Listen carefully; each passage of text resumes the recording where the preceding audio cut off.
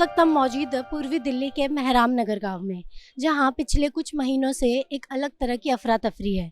गांव वालों को एनएसजी द्वारा एक नोटिस दिया गया है, जिसके मुताबिक उन्हें 30 सितंबर तक गांव को खाली करना है। एनएसजी ने ये नोटिस गांव में कुछ अवैध निर्माण को लेकर दिया है, जिसके बाद गांव वालों का दावा है कि यहां वे कई जनरेशन से रह रहे हैं। कोई किसी का या 4th जनरेशन है तो किसी का 3rd जनरेशन है, और इस गांव का मुगल कालिक इतिहास भी है, जिसकी वजह से वो गांव को खाली करने के लिए मना कर रहे हैं और अपने गांव, अपने घरों को बचाने के लिए किसी भी हद तक जाने के लिए तैयार है। 300 साल पुराना हमारा गांव है।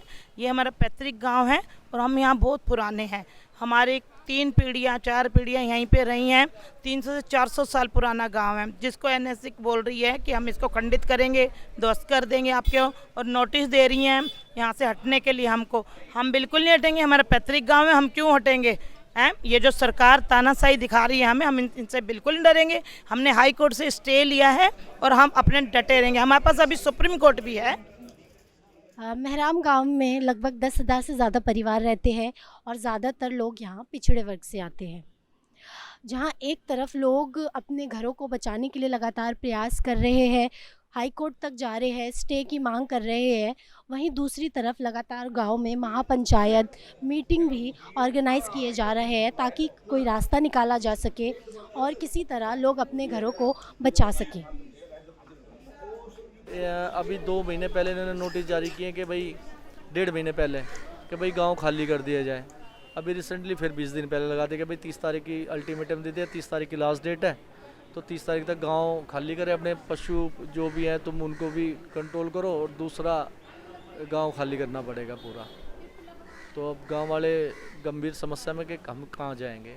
एक घर आशियाना टूटता है तो नया बसाने में कितनी मशक्क़त पड़ती है।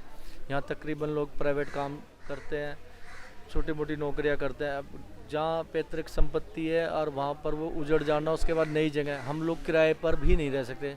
इतनी हमारे अंदर वो भी नहीं है कि हम 15-20 हज़ार रुपये कमाने वाले हैं तो अभी हम किराए पे भी कहीं रहेंगे, तो वो भी समस्या। अगर किराया देंगे या खाएंगे या बच्चों को पढ़ाएंगे।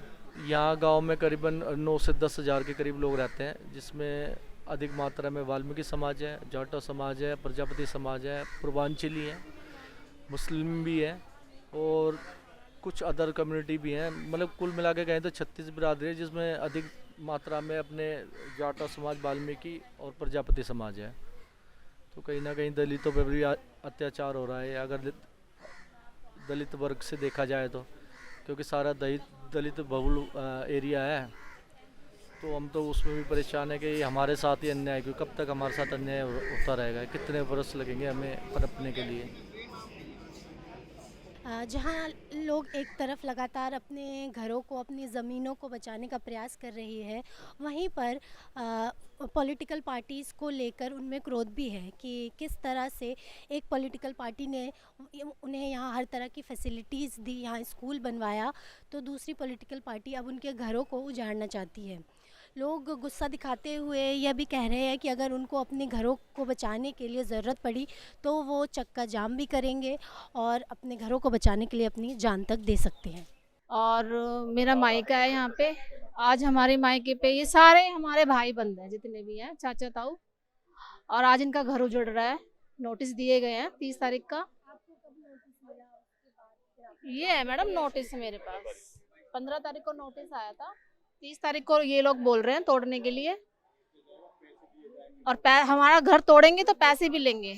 हमारे बाप दादा यहीं मर गए।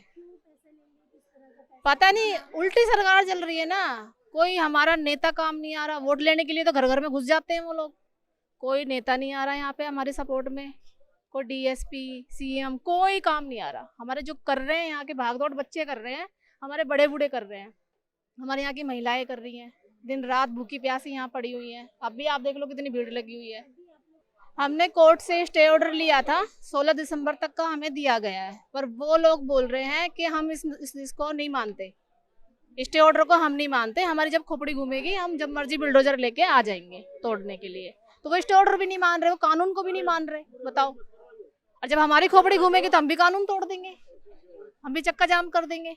हम क्या करेंगे फिर, जब हमारी कोई मदद ही नहीं कर रहा है? सरकार हमारी मदद ही नहीं कर रही। सरकार हमारे नाम से सो गई है। जब से ये मोदी सरकार आई है, इसने नाश कर दिया इस देश का। ये 2-2.5 साल 3 साल पुराना गांव है, 200-300 साल पुराना।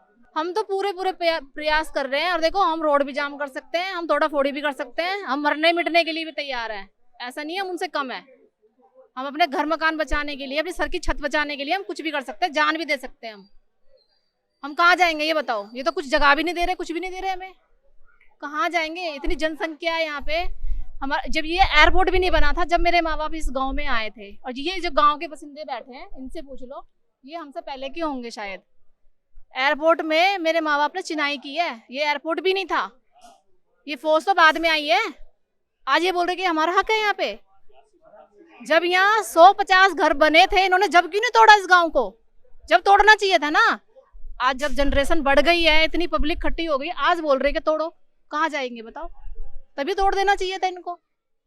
इनकी गलती है या नहीं है ये बताओ? और सबसे बड़ी गलती सरकार की गलती है, जो आगे नहीं देख रहे हम लोगों को।